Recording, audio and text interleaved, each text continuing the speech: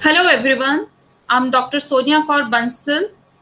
Welcome to Gyanvihar School of Education, and today we are going to study the topic recent trends in research in the subject methodology of educational research. So students, as the time is changing, so there are many changes in the field of education, in the field of educational research also. So today's topic is all about it, and my learning objective for today's topic are related to understanding the recent trends in educational research.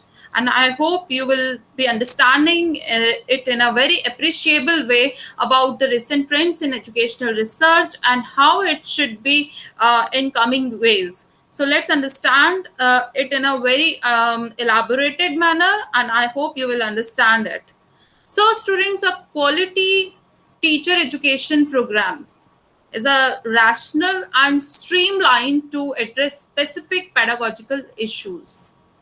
You are studying in teacher education program.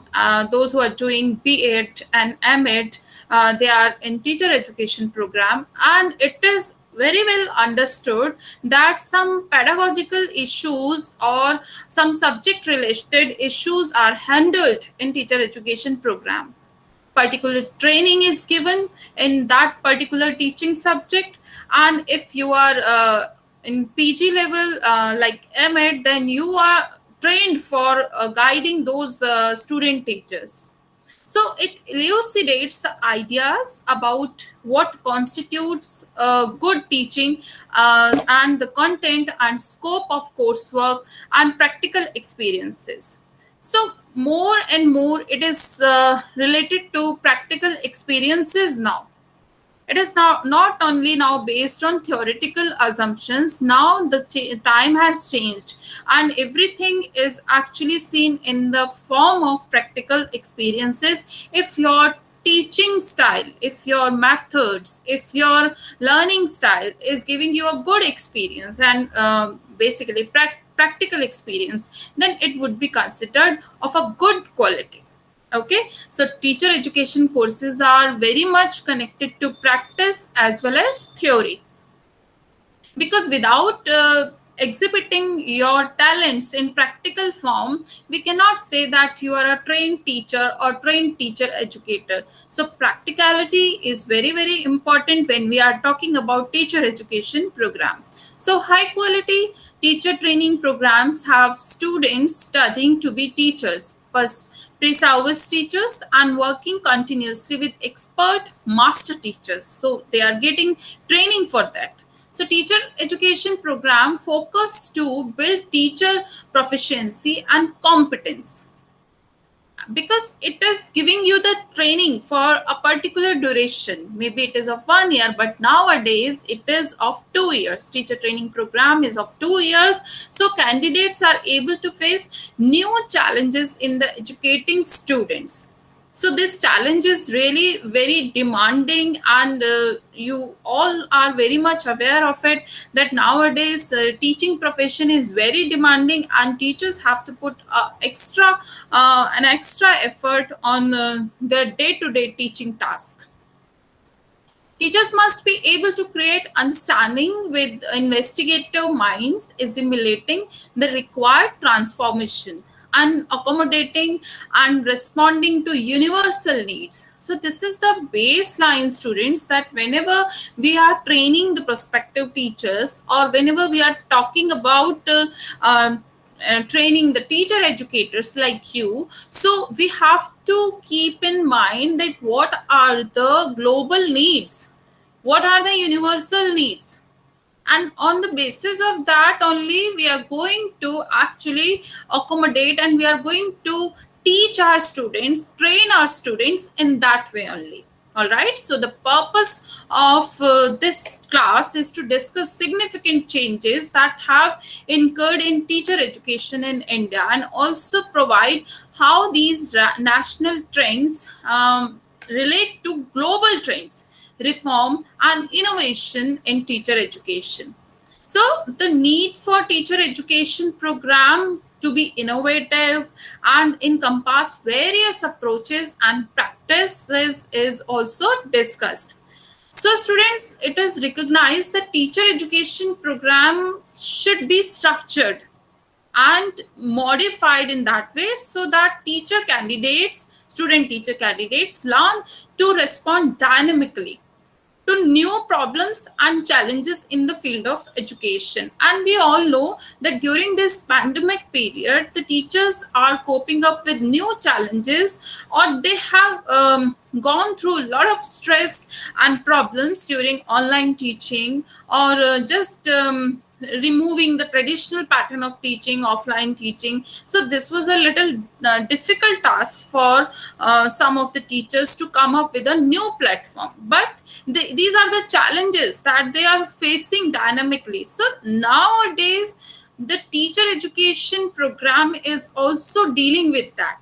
So in whatever is happening today, maybe it is less challenging, and in coming years when you will be at my place, so you will be facing more and more challenges. So this is something that everyday challenges must be coped up in a very good spirit, dynamic spirit, that teacher is dealing with the problems, and in the field of education, he or she is striving for the best for the students.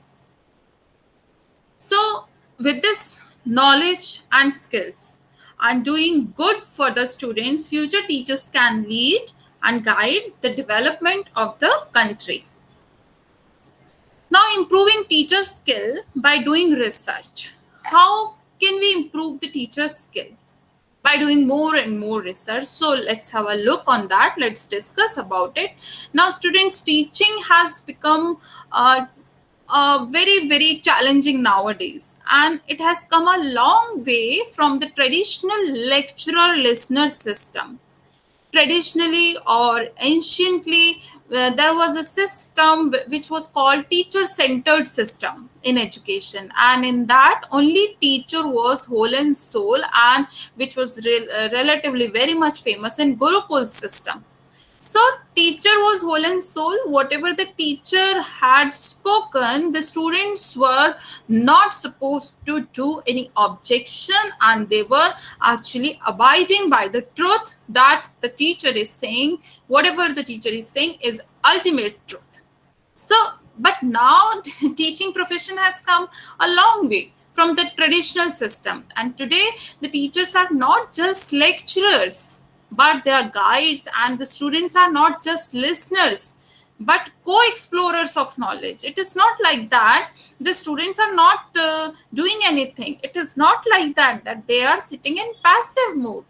So it just, the scenario is changed, students. Nowadays you also work very hard as a student. I will not just deny that, and teachers also do work very hard. So education has become more interactive and experiential for both parties. So thus teaching skills have also evolved with more techniques available for teachers to use.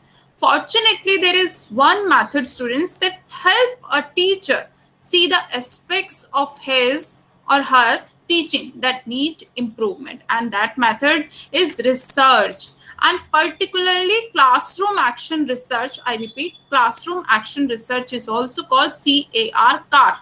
CAR, classroom action research, CAR. In its broadest sense, research is itself very helpful when a teacher is trying to introduce concepts to the students. So it is believed that whatever is the situation, the teacher must have a very good aptitude for the new researches. So when there is a CAR method or classroom research action research method is applied by any teacher, then definitely the introducing of new concepts to the students will be becoming more and more easier. So teachers who do their own research on the topics they teach, whatever I'm going to teach, I have to research on that. So instead of depending on textbooks, can gain a much better understanding of those topics and how their students interact with the topics. when you will be going with a topic in your own class, then just research a lot about it. Don't go with a single handed in your class and just empty handed in your class that I'm having just a topic's name in my mind and nothing else. It doesn't happen in a very nice way. So students should just remember that as a result, if you research on everything when you are going to teach, so they can be more effective in sharing the knowledge with the students. So if it is effective in sharing the knowledge with the students, then ultimate result will be enabling your students to making more aware about a particular concept. So CAR or classroom action research is more specific than basic research. Basic research is something else, and the CAR is more specific in a particular topic. And it is more concerned with the teaching process itself than with the topics, whatever you have taught. So briefly, CAR is a form of practitioner research that investigates the current situation of a class. We can also call it action research. So it is CAR, classroom action research. So whatever the day-to-day problems you face in the classroom, you can do some action research on that and you can draw very good conclusions, and the findings will be applied to your situation, which can be solved in a very effective way. So the practitioner or the teacher is the one students who conducts this active research on what his or her class truly needs. So since CAR is practitioner research done by one teacher or for a particular class, it may produce unique results that can be generalized to other classrooms. So classroom action research is truly helpful for teachers to find out what the students need. But more importantly, it is a tool for them to identify what they themselves need to improve in their instruction. This identification is the first step towards better teaching students. Identify the problem and consequently better quality education. If you are successful in identifying your problem, then it is really it would be good idea to enhance the quality education among your students. So identifying their problems is a must, and it is really a good tool in the hands of teachers when the teacher is proceeding for the CAR or classroom action research.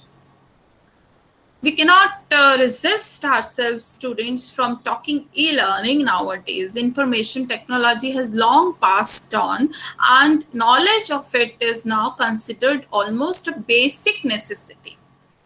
So it is no wonder, students, that schools have begun using computers during classes, whether for basic tasks such as student report presentations or even for crucial activities such as exams. Everywhere it is e-learning.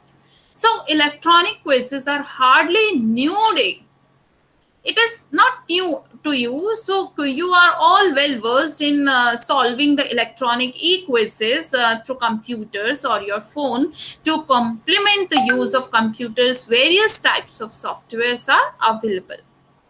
The most basic ones are the word processors, spreadsheet creators, and presentation programs. So this is all related to e-learning. Then there are most specified ones such as attendance trackers, educational games, and graphic organizers. These are really very, very helpful for the teachers. With computers, the use of the internet predictably follows, and with the classroom innovation comes an endless world of possibilities. So notes can also be recorded, uploaded, and shared. So it's really a type of boon for the students as well as teachers, that they are storing their records, they are uploading their records and sharing them in a very smooth way. So e-learning is somehow very, very helpful for the students also. More communication channels are opened up than ever before. So some classes even utilize social network for communication, as evident in online groups and forums. So there are also more substantial school activities done over the internet.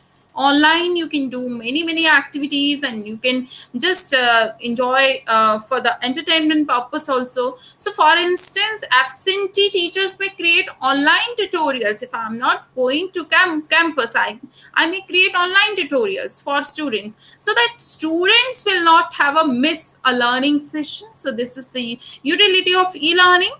So some major projects also require the use of online journals, blogs for documentation, and the like.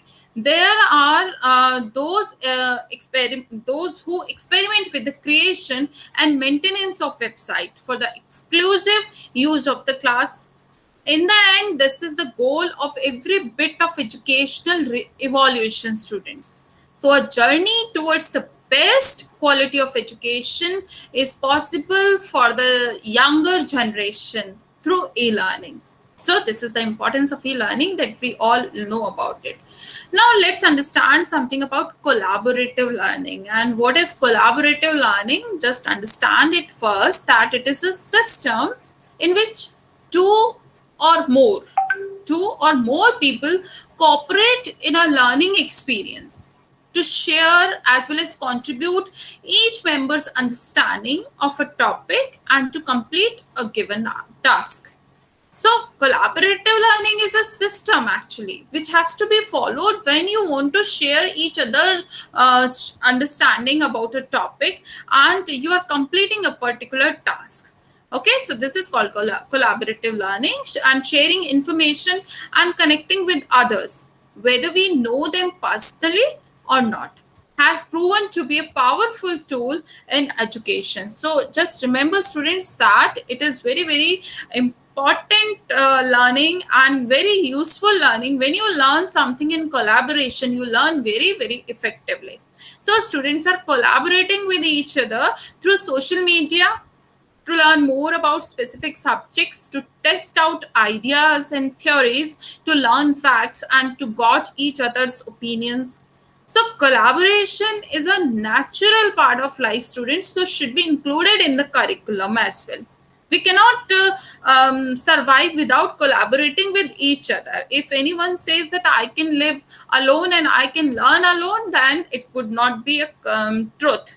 So collaborative learning is enhanced in recent trends of learning and doing research. Sometimes teacher will build a lesson designed specifically to teach collaborative learning and teamwork. So there are many team building games and activities that can be done in a classroom that force students to work together to complete a task. When such task is given by the teacher to the students, then in the beginning or initial stage, the students feel little force that teacher is forcing them to complete a particular task with the collaboration. But in this scenario, student can learn just as much as if they were developing a presentation on their own, but they get the added benefits also of learning how to collaborate. So collaborative learning is on the rise in our classrooms. If it is done correctly, it is really a very good opportunity and great opportunities to break up the monopoly of the lecture in the classroom that is given by the teacher. So teach teamwork to our students and help them to become more productive members of society in the future. So this was about collaborative learning. Now let's talk about constructivist learning theory. Constructivist learning theory is a philosophy, students, which enhances students' logical and conceptual growth. So the role of teacher is very important with the constructivist learning theory. Instead of giving a lecture, the teachers function as facilitators whose role is to aid the students to develop their own understanding. So constructivist learning theory is, first of all, understand that this is a philosophy. And second thing, it enhances students' logical and conceptual growth. Now we are talking about the role of the teacher. Okay, so the role of the teacher is one of the very importance. So when giving knowledge to your students, instead of just lecturing, So teacher's role is to become a facilitator whose role is to aid the students to develop their own understanding about the particular concept. Okay, and this takes the focus away from the teacher and lecture and puts it upon the students and the learning. So this is really very helpful in developing students conceptual growth and logical growth. So the resources and lesson plans that must be initiated for this learning theory take a very different approach from the traditional learning as well. So, students, teachers following Piaget's work in constructivism must challenge the students by making them effective critical thinkers and must not merely be a teacher but also a mentor, a consultant, and a coach. So, overall, just understand when we are trying to use constructivism theory in our classrooms, and your objective must be to make your students effective critical thinkers. They should give thoughts on particular concepts. They just not be like learners only. So it is also to make them mentors, consultant, and a coach. Now, students, let's talk. We have discussed in constructivism type of skill, but we have seen that it enhances the logical and conceptual growth among the students, and of course critical thinking. But how can we improve the critical thinking skills? Let's discuss that. So critical thinking is a paramount to the development of students and should be the goal of all the teachers, no matter what subject they teach. So in my subject, if I'm not enabling my students to think over something that is really very important in a critical way, then my teaching will be less effective. So whatever the subject you are going to teach, you must paramount to the development of the students. You must think about the development of the student's brain and thought process. So teachers should consider building critical thinking skills in all the rubrics and lesson plans they use in their classrooms. So whatever the question, whatever the evaluation system is going on in the classroom, the thought provoking should also be there. There should not be direct questioning or something that you have just told them and they are answering. It will not enable their critical thinking. You just make them understand first of all about the concept and then ask the question in that way that it does their brainstorming. So critical thinking skills can be taught in any classrooms and any subject with a little creativity from the side of teachers. So it is must, and it is really very challenging nowadays students to develop the critical thinking among your students, because it will only lead to the successful completion of your subject's objectives, what it is decided earlier. Now, there are some ways students to incorporate critical thinking into teaching, and it includes such as, first of all, deep analysis. Now we are talking about the ways, different ways to incorporate critical thinking in your teaching. So first of all, we have taken the point that is deep analysis, and this is like taking something that students see often and take for granted and have them analyze it more deeply. For example, if a class recites the Pledge of Allegiance and every morning, or maybe the class is singing a prayer every day in the morning, one day have them spend some time answering some questions about what it means and why do they do it every day. So deep analysis of everything is required from the part of students, and it will be only happening if you are asking some questions from them. If you are just throwing some light why we are doing it. For example, the national anthem is sung in the schools maybe every morning in the assembly period, but why it is sung? Just do that brainstorming in among your students. Okay, so second way, that is evaluation. Now it demands that you just give a concept to the students and ask them to evaluate its merit, giving supporting reasons.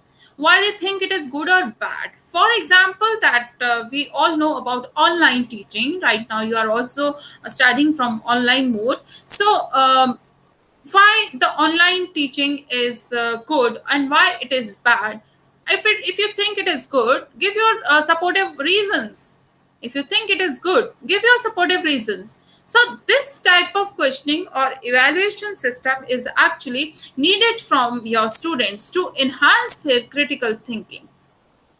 So this makes students to think beyond what someone has told them or what they feel, and into the realm of the logic of an argument. So this can even be done in a group if it is too difficult for the students to come up with several reasons on their own. All right, students. So deep analysis and evaluation, and after then we have to give another important way, that is synthesis. Synthesis is something you are adding up. Okay, so it demands that you give 2 or more articles to students. You just you can give 2 or more articles to on a particular topic, and then you just ask them to put the information together in a summary form. Students demonstrate that they truly comprehend the material in an article instead of simply memorizing it. So this is the way how they will be critically thinking on those 2 topics which you have given, and they will be synthesizing the idea what they truly have understood about that. Okay, so this is another idea which can enable your students to enhance their critical thinking. The fourth point, or the fourth way, is debate. Yes, debate is a wonderful way to enhance the critical thinking among the students. So give a topic to your students, something as non-controversial as possible to start, and have one group of students debate one side of the argument and another debate the opposite. So make sure that there are some strict guidelines in order to avoid degradation of the debate into heated argument. It should not convert into heated argument. So these types of activities can be used in any classrooms for any subject, and if used correctly, can result in a higher level of thinking for students, a lofty and worthy goal for any teacher. So these are some ways that you can enhance the critical thinking among your students. Now the next way is to paraphrase. Paraphrase means like it demands something that you are giving a passage of a book or article to your students. Now you, being a teacher, you ask them to explain it in their own words.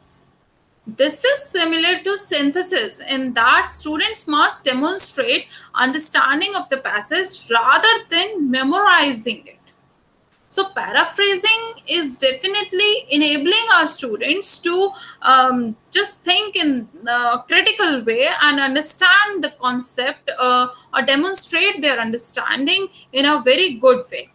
They're not memorizing or just cramming it. They are understanding, and only then they are doing the paraphrasing. So paraphrasing is a good way to understand what is all about critically thought should be given to the students.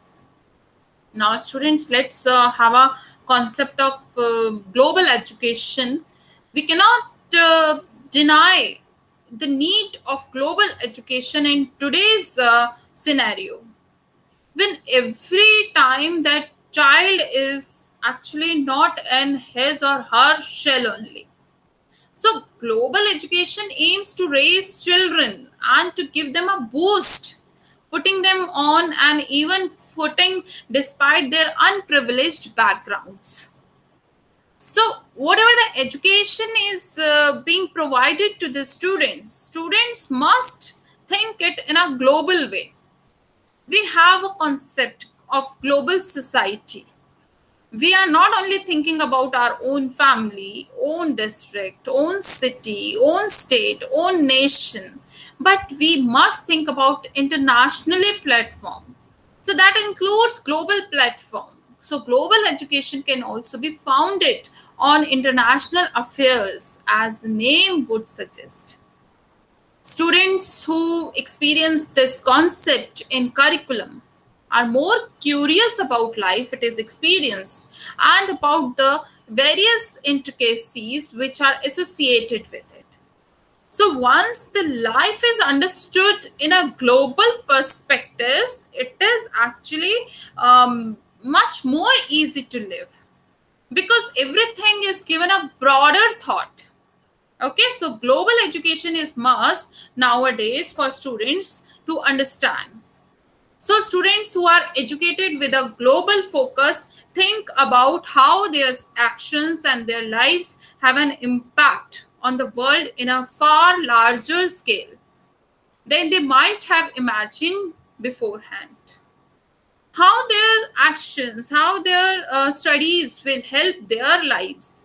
Now the smart children are understanding it. So they must be taught from the point of view of global education. It is a different way of thinking students for young people, which they can use in their everyday lives as they make sense of the different challenges which are faced in the world. Now next is multicultural education. Yes, these are the recent things that must be adopted in teaching the students. Multicultural education is needed nowadays, as some teachers find it really difficult to relate the curriculum to the children they teach. So education should be given in such a way that it should be crossing all the cultures. It is not avoiding any culture. So this might be because an educator in the city is far more likely to teach a greater number of children who are far from a multicultural background. And just believe me, students, if you are focusing multicultural education, so this is believed by expert that this type of education is always progressive. It shows you the way to grow more and more, and it really prevents young people from being made the victim of assumptions what their previous generations must have shifted in them. So multicultural approach should be adopted in education. Now, we are going to talk about trends in educational research, which is very important for all of us to understand. Now, in this, we have five type of trends. Basically, mainly, we are going to study today. So, it is about team teaching, individualized instruction, mixed stage teaching, brain-based teaching, and the fifth, very important, critical thinking skills. Students, these are the important trends which are actually in which we call in fashion in educational research. Because being educationist, we cannot separate ourselves from rest of the society. If I'm an academician, I'm an educationist, then I have to think about the society, I have to think about the children, and I have to think about the global scenario, multicultural approach, which we have just discussed now. So these are making the recent trends in educational research. So first of all, there is team teaching. Let's understand about it. What is team teaching? And this is the recent trend in educational research also. So in team teaching, as its name suggests, students, there is not only one single teacher, but there are many teachers or group of teachers, maybe two teachers. So it is something like that when we are talking in classroom situations. So putting two instructors or teachers in one classroom is known as team teaching. Collaborative team teaching or co-teaching. Yes, it is known by different names as collaborative team teaching, co-teaching, or team teaching. And in that process, two or more instructors are put in one classroom. And this model of teaching, of collaborative team teaching, provides very good benefits and present challenges to both teachers as well as students. Students in co-teaching classroom observe teamwork in action, how the teachers are teaching in teamwork, and learn to see concepts from more than one perspectives. Just imagine your own micro teaching skills are taught to you by different lecturers. So this was the task of team teaching.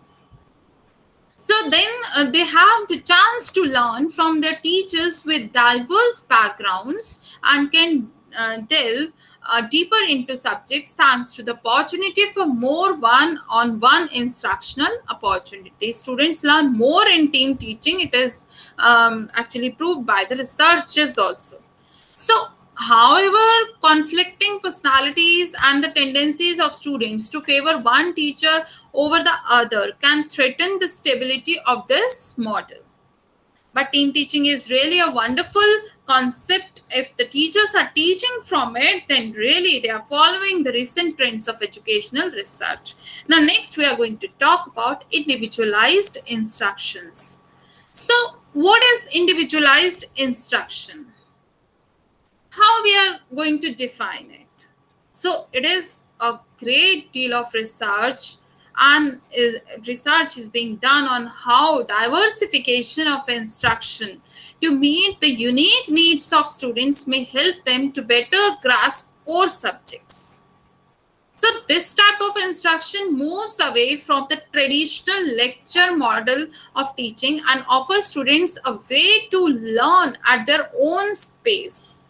Yes, each student has different capacity of learning, different speed of learning.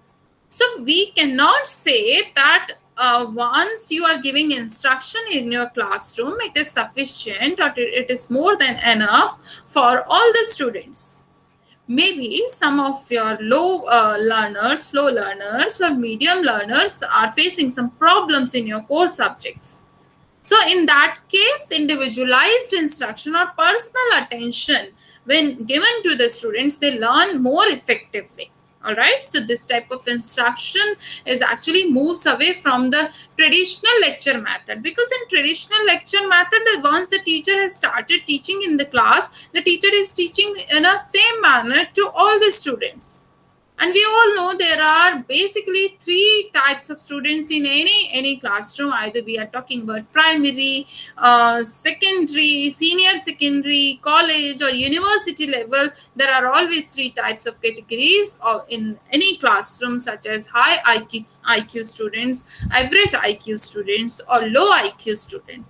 So students just understand that individualized instruction form or this type of trend is actually very much in nowadays, where slow learners can take the time they need to develop a solid understanding of material and the concept, whatever the teacher is teaching, while more advanced students don't have to wait to move on the next concepts. And in the same way, when the higher IQ students are also actually enjoying their learning at their own speed, because what happens once the teacher has explained something, teacher has given the instruction, the high IQ students are now understanding it in a very fast mode, and now they are just sitting and they, or maybe they are waiting for next move of the teacher.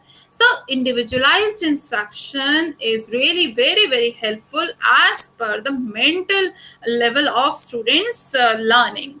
So this better addresses individual learning styles and allows teachers to utilize diverse platform to provide instructions. Okay, students, so I hope you have understood this much. Now let's understand mixed age teaching. Yes, it's a beautiful recent trend in educational researches also, mixed age teaching. So let's understand what it is. So it is like the potential benefits of putting students of different ages together in same classroom are still being researched. It is a matter of research in today's scenario also. In many schools, this have been using this teaching method for years with good results, and it is believed that if you mix the different age people, different age group students with each other, they actually enhance the teaching. Okay, so in a mixed age classroom, younger students learn how to interact with older ones, and benefits from observing their academic abilities. Definitely, if you are looking at your elder ones, you are looking at how you are going to study, how you should be focused in your studies so that you can be at their level. And the elders are also cooperating with younger ones to make them understand. So this is creating a beautiful environment in the classroom, and it is also creating collaboration between age groups, facilitates further development. So, achieving advanced competencies at a young age increases confidence. When a child is guiding another child to learn well, so it is surely increasing their confidence. If you are teaching your learned concept to your classmate or the junior one, definitely you can feel the difference in your confidence level. Okay. So teachers also benefit from mixed age classroom in that they are able to track their students through more than one grade to get a clearer picture of academic growth. So this is something that mixed age teaching is a new trend, students, and the teachers must actually think about it. Okay, so I hope you have understood this mixed stage teaching concept also. Now next is brain based teaching. So what is brain based teaching? As its name is suggesting, brain based means something is actually based upon neuroscience.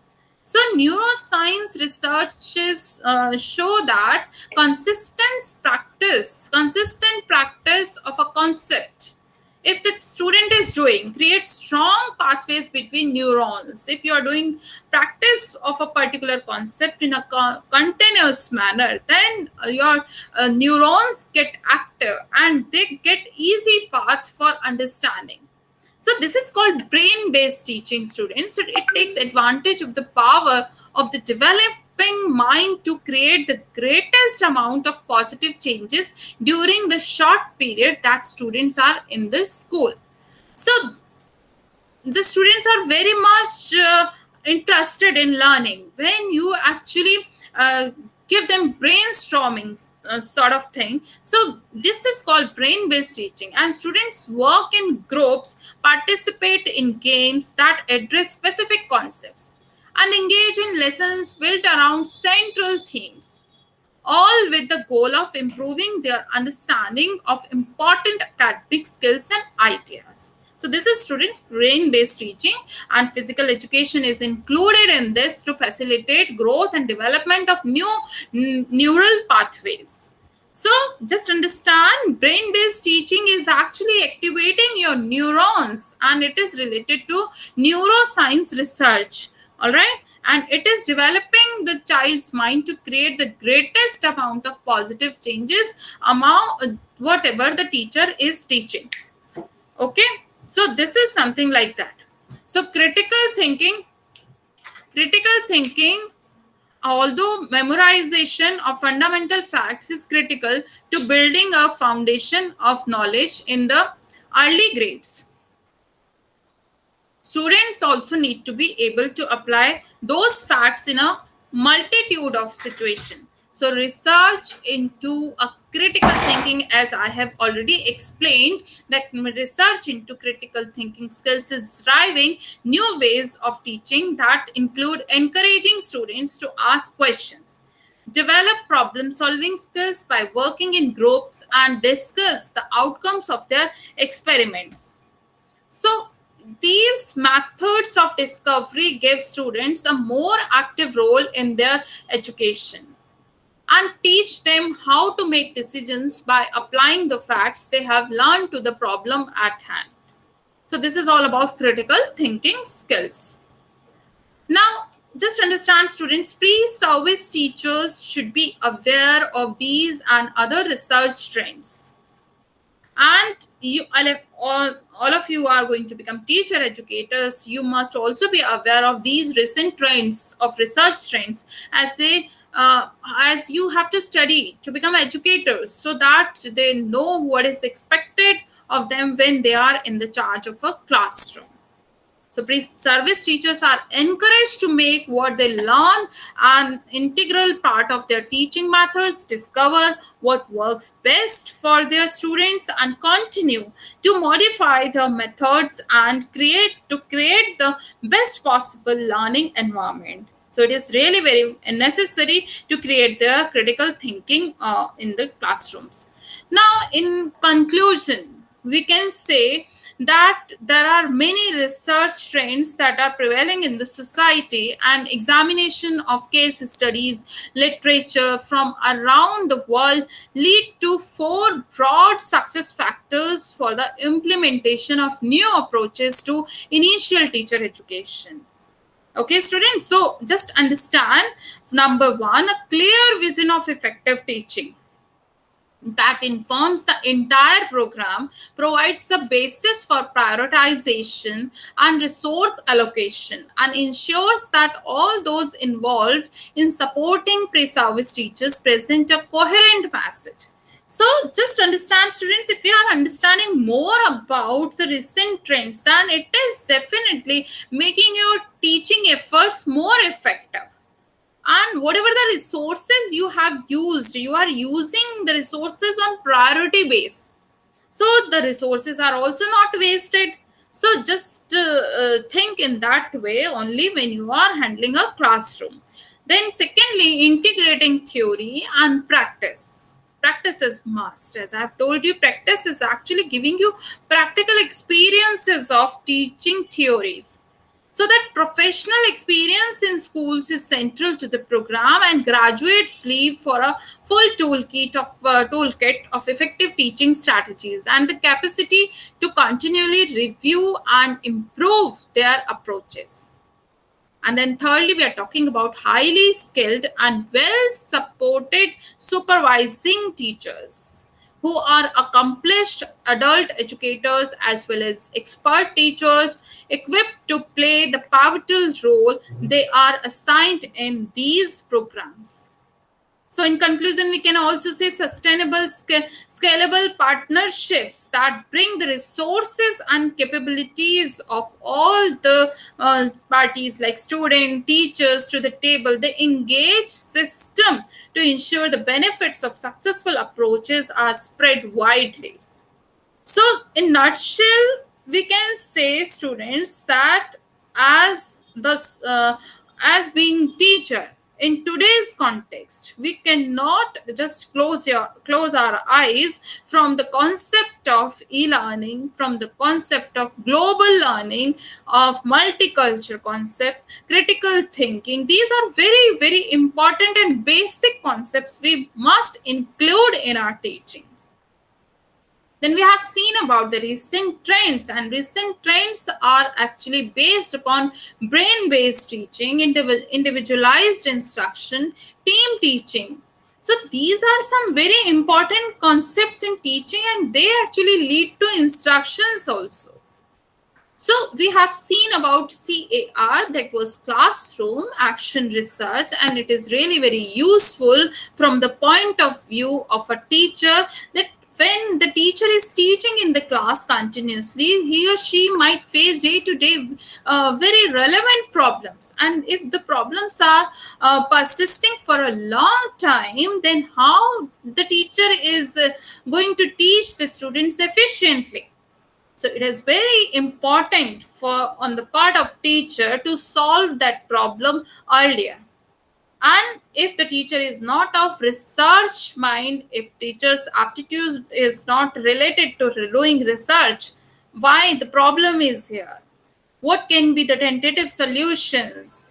Or basically, identifying a problem is the biggest thing. So just have that type of mind or research aptitude among you, and just behave in that global way, global platform, that your students are learning more from you. All right, students, so this was all about this recent trends. Now these are some references that you can go through if you want to study more about recent trends in educational research. You can have a look upon them. Now there are some MCQs related to them, and when you will see my video, just go through them and try to answer them. and these are related to critical thinking concerns.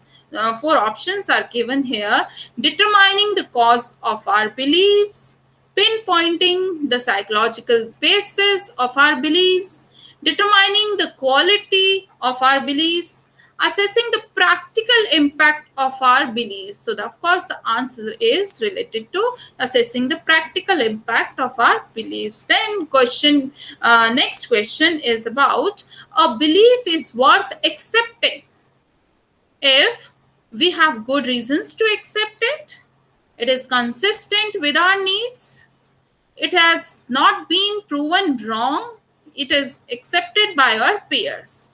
Yes, the correct answer is if we have good reasons to accept it. So the word critical in critical thinking refers to a fault finding attitude, attempts to win an argument, using careful judgment or judicious evaluations, a lack of respect for other people. So the correct answer is, of course, it is using careful judgment or judicious evaluation. Next question is related to, according to the text, critical thinking complements or presides our emotions, peer pressures, our unconscious desires. So it really complements with our unconscious desires too. So these are the questions, and some more questions are related to critical thinking and research trends. A statement is a question or exclamation, an affirmation of prior beliefs, an assertion that something is on or is not the case, an assertion that is neither true nor false. So the statement is an affirmation of prior beliefs. Statement backed by good reasons are worthy of strong acceptance, to be believed with certainty, never false, beyond all possible doubt. So, worthy of strong acceptance is definitely backed by good reasons. So, the statements, reasons given in support of another statement are called an argument, the conclusion, the premises, or the complement. So, the complement is the answer, or the conclusion is its answer. So, statements given in support of another statement.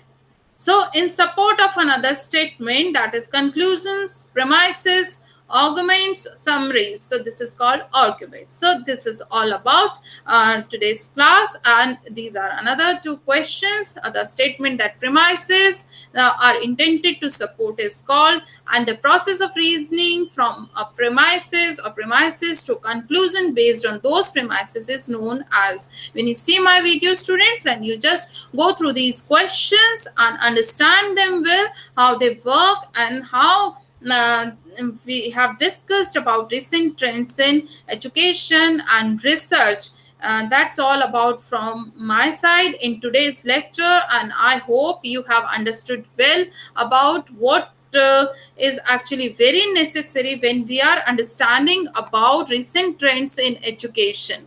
All right, so everyone stay safe and stay healthy. Take care.